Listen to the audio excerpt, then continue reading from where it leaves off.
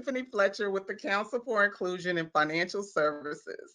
Thank you for joining us for this episode of CIFS Presents FinServ Now.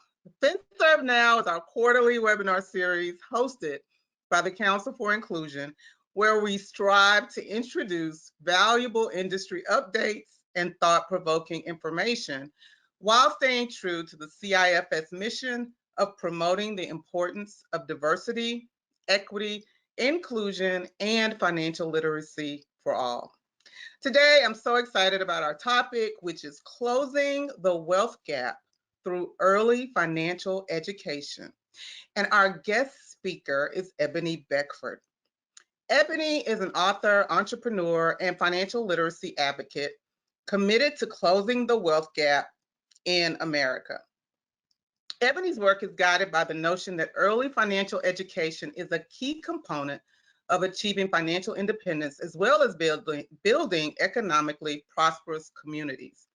In 2020, she founded FinLit Kids, a multimedia company that empowers adults to teach basic concepts about money to children ages 3 through 7 through fun and engaging books, games, activities, and content.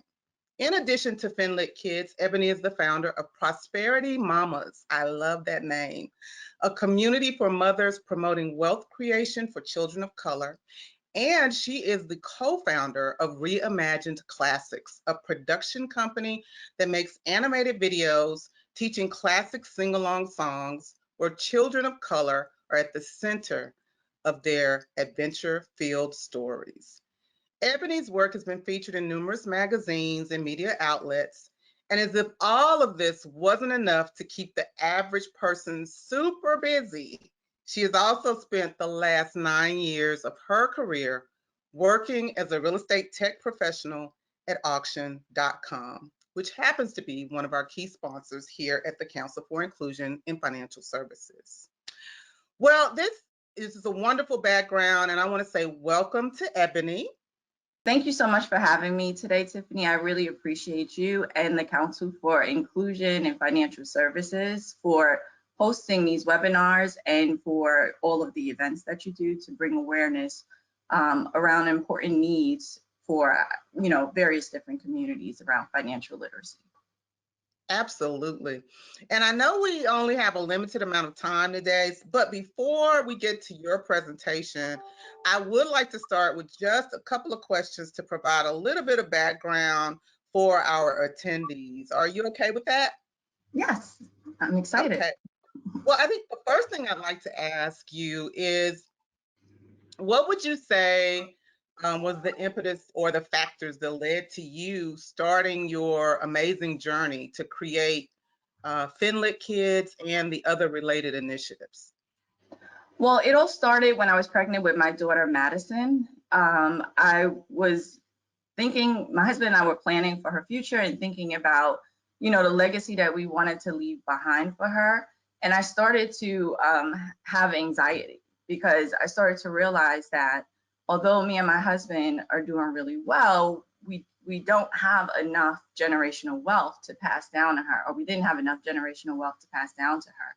And so I started to think about what would be the best ways for me to ensure that my daughter had a future that was rooted in financial stability. And I immediately started thinking about my 30s when I started to come into understanding the importance of managing my finances and all of the lessons that I learned leading up to that. And I said, well, how do I teach this to my daughter? And how early can I start to instill some of the values and lessons that I've learned along the way in her? And after doing some research, I started to realize that, kids begin to understand that money has value as early as, they say 3, but Madison's 2.5, and she's aware of it. I just started thinking of different ways that I would teach a 3-year-old. And one of the ideas I had was to come up with a children's book, and I named it Madison's First Dollar. And it's made in her image. And so after I released the book, I had a huge I had a huge outpour of support from friends and family, but I also had a lot of high achieving professionals reach out to me and tell me that they were living basically living check to check, even though they were making a lot of money, because no one ever taught them these important lessons. And so that led me to realize that this was a bigger issue, this was an issue that other people could relate to. And that's when I started Finlit Kids, and I started doing a lot of research into the ways in which young people begin to learn and understand money. So important. And I know, since we're focused on your discussion and presentation is going to be focused on early financial education. What would you say to skeptics on the call who may be thinking, I don't have any small children, I'm well past that age of rearing children. How would you say the information will relate to them, and why is it important that they hear this information as well?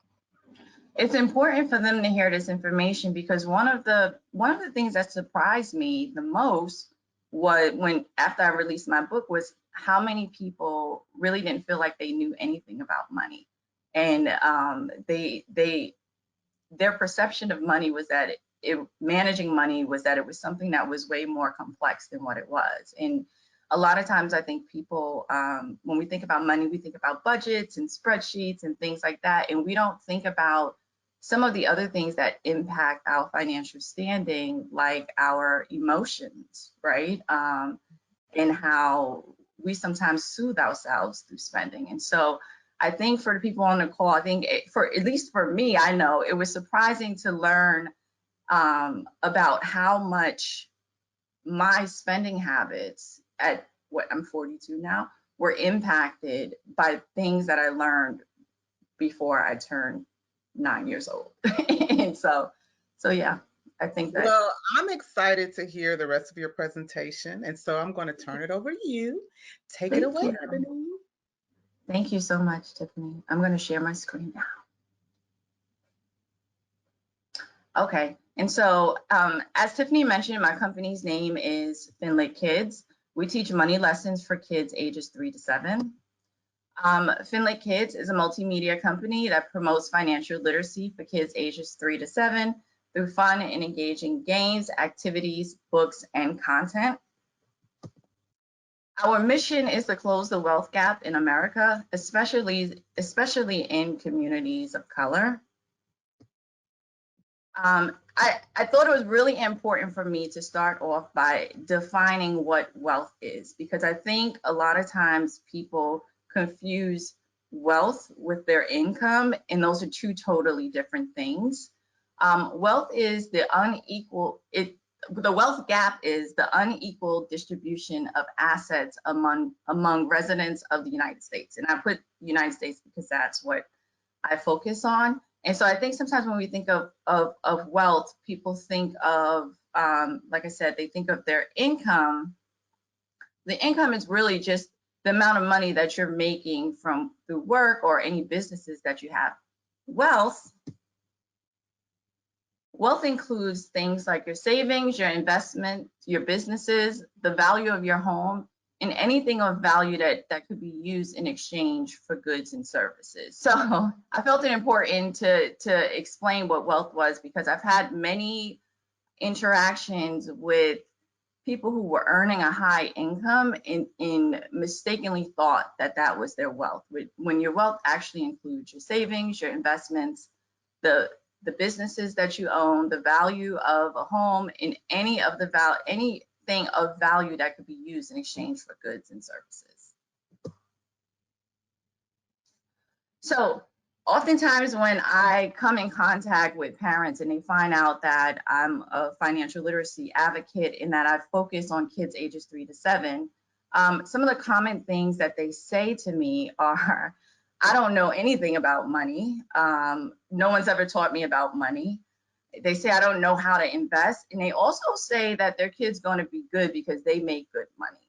And so I wanted to address these three common things that parents say to me, because a lot of times people say, I don't know anything about money. When you do, you start learning about money from a very early age, as early as, like I said, in my case, my daughter's learning about money at 2.5. Whether you get a formal education or not, you're still learning about money. So when you go to the store and you, as a child, when you go to the store with your parents and you watch them spend money in whatever way they spend it, you're actually learning about money, and you begin to understand at that point that money is a tool that you use in exchange for goods and services. So that's one of the things I always hear from parents, and I'm like, you know a lot about money. A lot of people think that they don't know how to invest, because traditionally when people think about investing, they think about investing in the stock market, or now people think about Shark Tank. But investing is way more than just that. Investing is you can start a business. You can invest in yourself and develop your skills, right? So that you can get a job that commands a higher salary than what you're currently making. And so one of the things that I like to do when I'm working with children is to break down the various different ways in which they can make investments. And the one that makes me cringe all the time, the common thing that I hear that makes me cringe all the time is that I hear it a lot from like first generation parents who are the first who made it. They're like, my kid's gonna be good because I'm good, I make good money. And what I think a lot of people don't realize, that even in wealthy families, wealth only lasts for about 3 generations at max, right?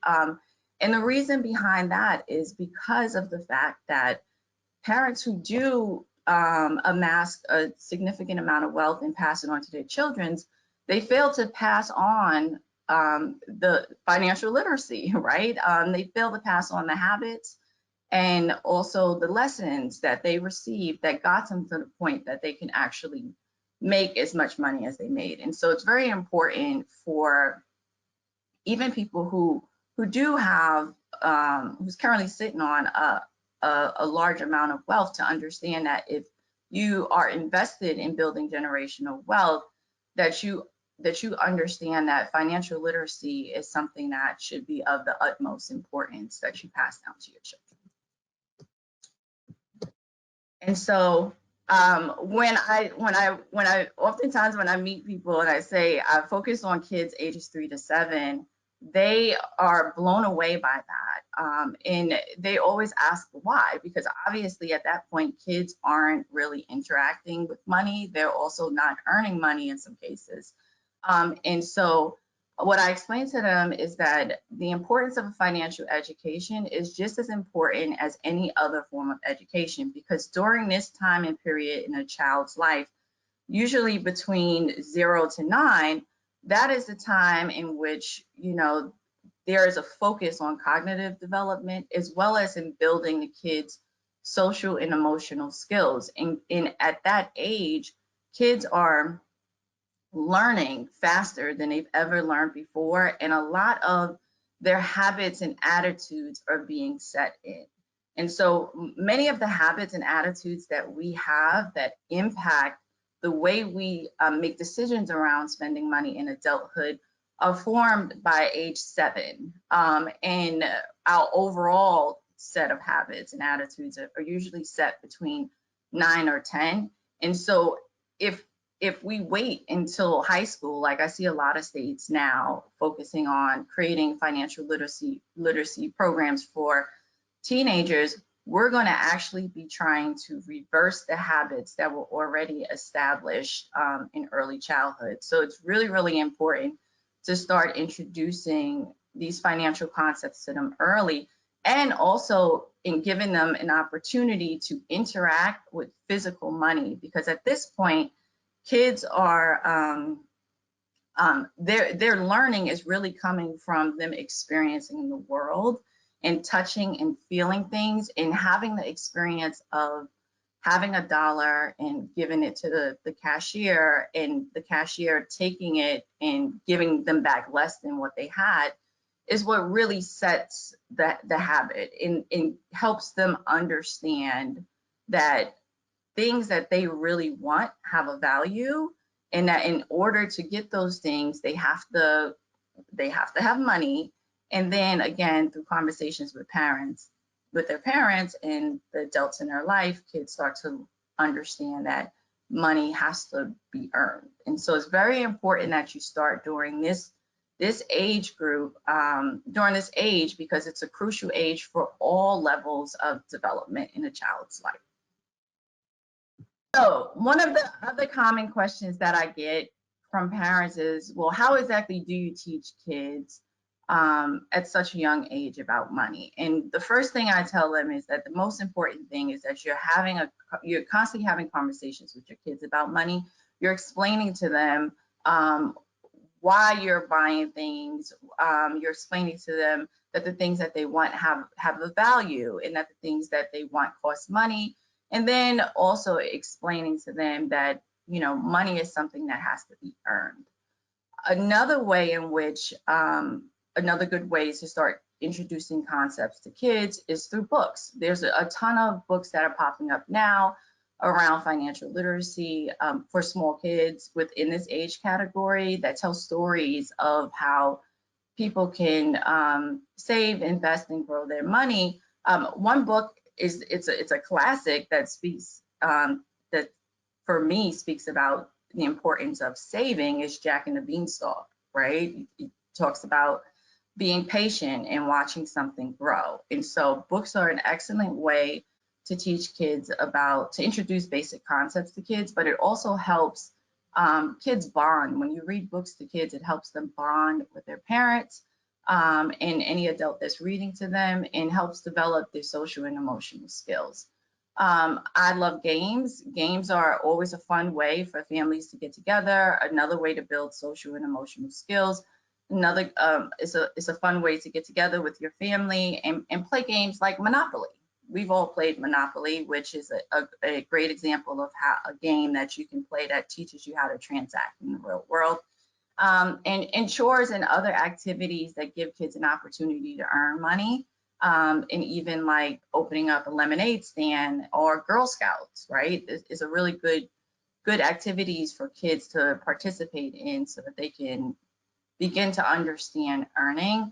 I'm actually in the process now of doing an album. It's called the Money Music album. So what I basically did was I recreated some of my daughter's favorite songs and made them about money.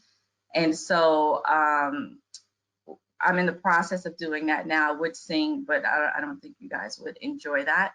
But using music and recreating some of their favorite songs to introduce some of the basic concepts like, saving and investing to kids so that they just become familiar with it, because at that age, they're not gonna, even when you introduce a dollar to them, they still don't understand, they don't fully grasp that it's what a dollar is, but they become familiar with it. And that's the goal, is to really help kids become familiar with the concepts so that as they're growing and they're building on they're building their toolkit for learning, it makes it easier for them to understand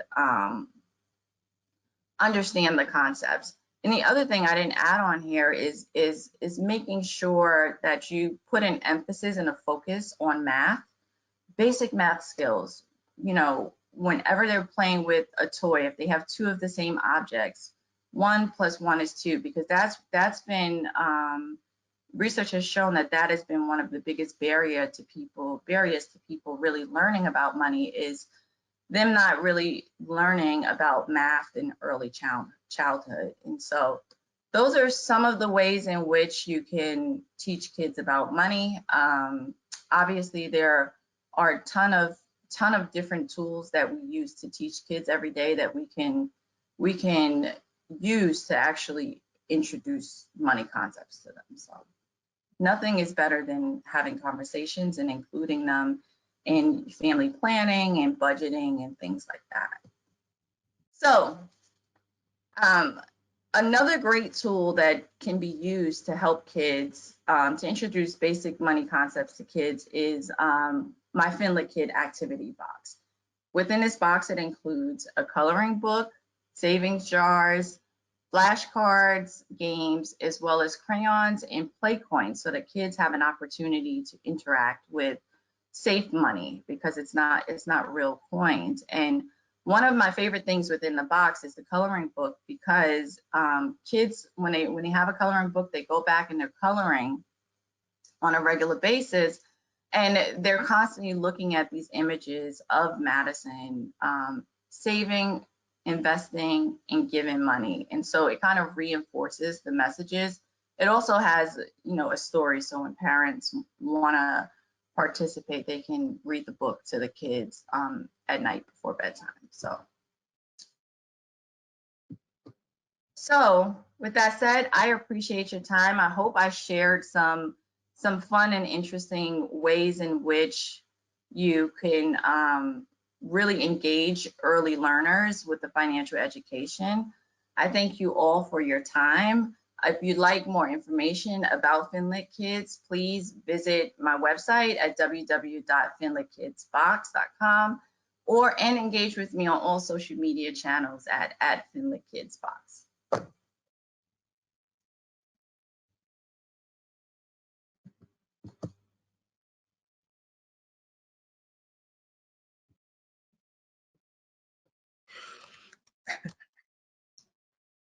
Ebony, it's been, you've given us a lot of information to think about, and I think it's really been great. I know I walk away with hoping that everybody understands that we all have a common goal, or at least hope to leave a legacy of generational wealth instead of generational debt. And in a lot of cases, sometimes that's what happens. I think you've shared a lot of suggestions and ways on how we can accomplish that. And so, whether there are actual children or grandchildren, nieces, nephews, or children that we mentor, I think all of the information you've provided is very, very insightful. So we really appreciate that. I also want to remind people, our attendees, that if you want to learn more about Ebony and the various initiatives that she is involved in, as she mentioned, please visit www.finlitkidsbox.com. We will send out her contact information after the session.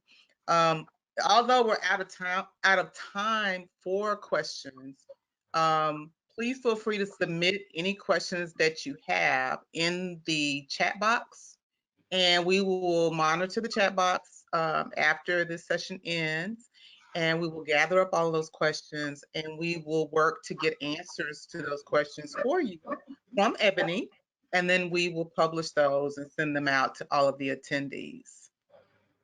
I want to say thank you to Ebony once more. It's been great information, and I also want to take this opportunity to remind those of you who are attending that we do have an upcoming FinServ Summit, which is a regional meeting with our current vendors as well as prospective vendors, those that are interested in any areas of